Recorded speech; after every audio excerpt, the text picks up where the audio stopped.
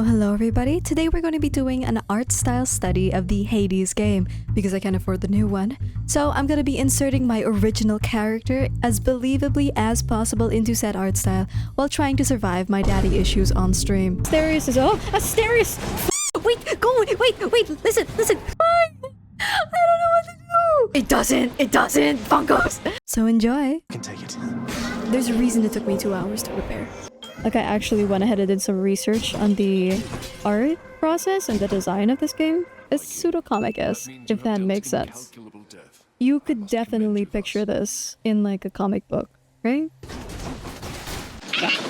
See, look at that. There's no soft shadows whatsoever. They have to be high contrast because they're, like, against a really complicated background. And they combat that by putting, like, a black overlay, a low opacity. There's a little bit, it helps a little bit.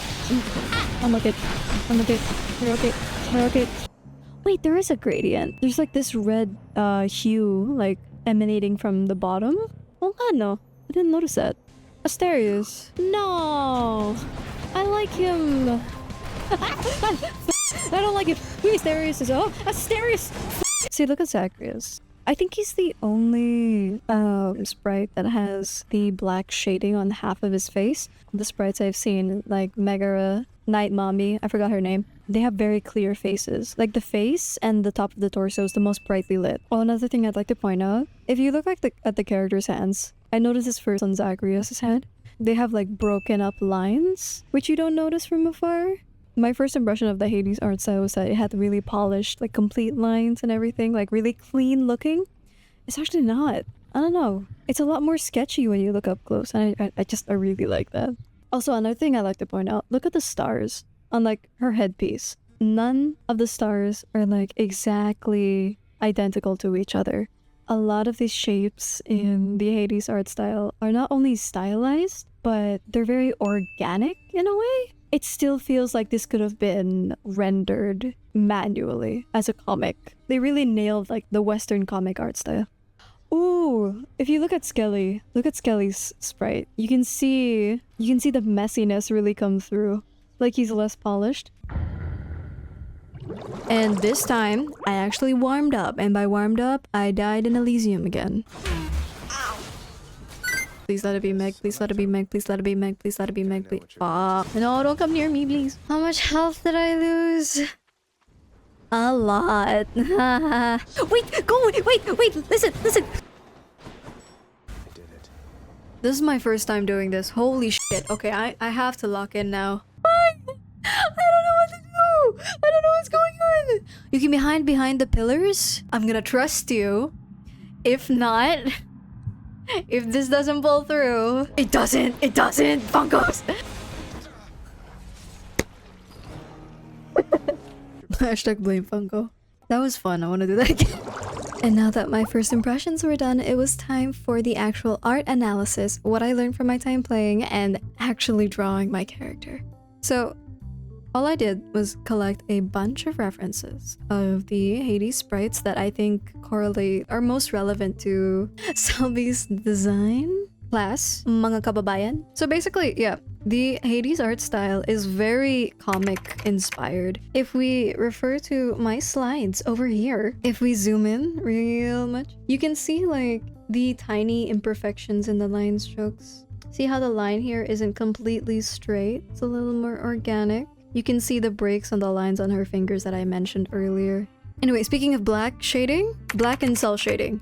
Very, very minimal or subtle gradients when it comes to the Hades art style.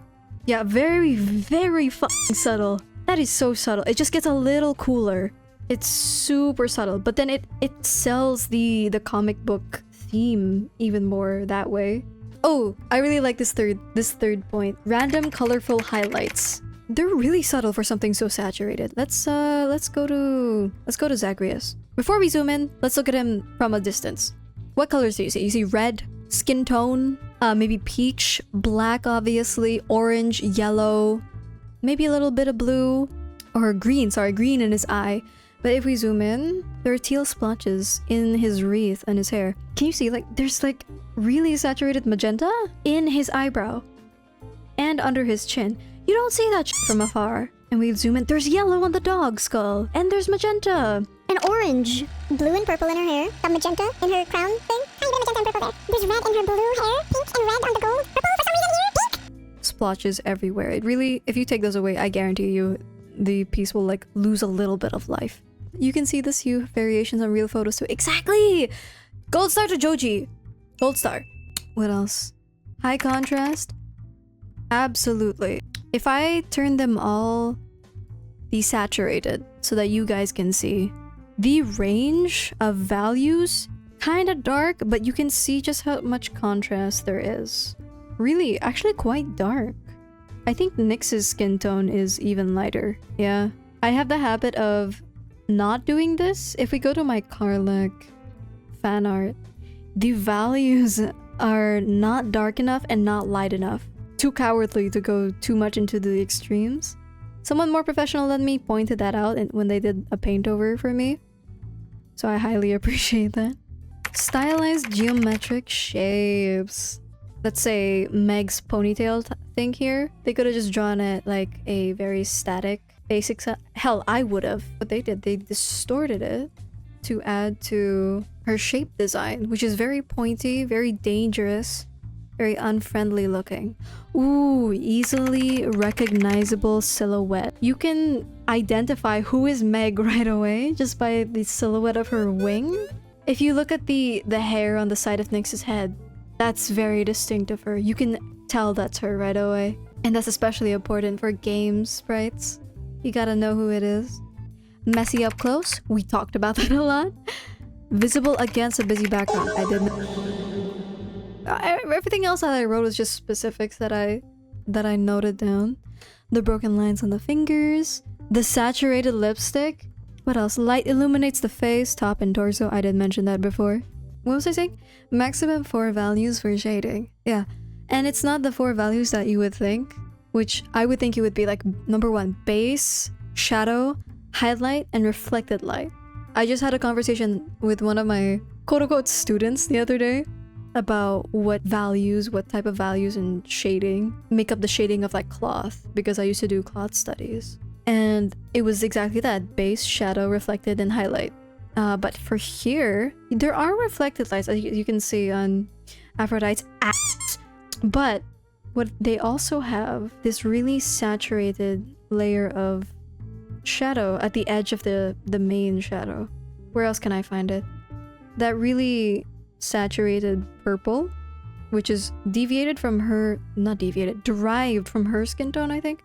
The pose should be thought about as well, because a lot of the poses encapsulate the personality like right away. Like Aphrodite's very sensual, very exposed. Meg is fucking combative as always.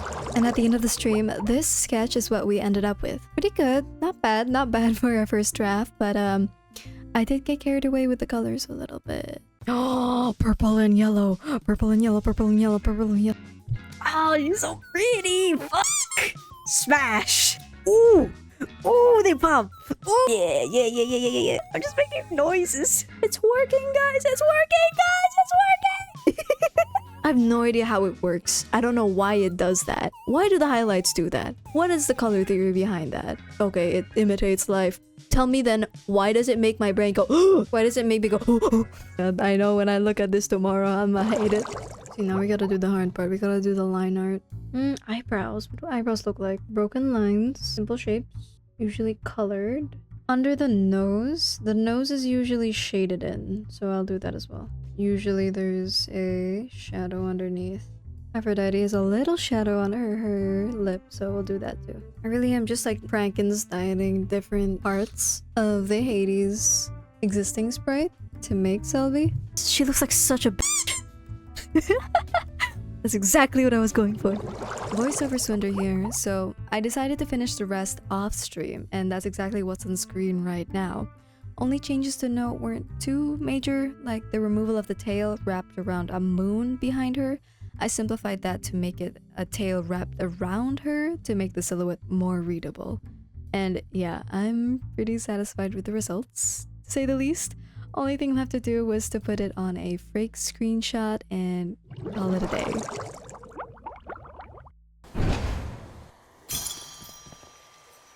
Anyone there?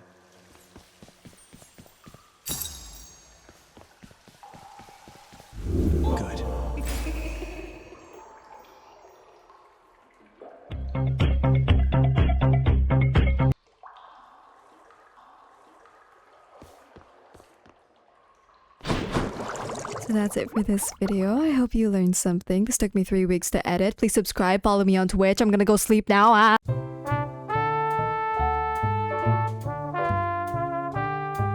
For real though, if you made it to the end of this video, why not consider checking out my Twitch channel where we die in video games and I draw whatever Twitch chat tells me to possibly, hopefully, regain their forgiveness. And of course, as you can see, I have a new model, so if you want, I'll see you there. Okay, I'm gonna go sleep now.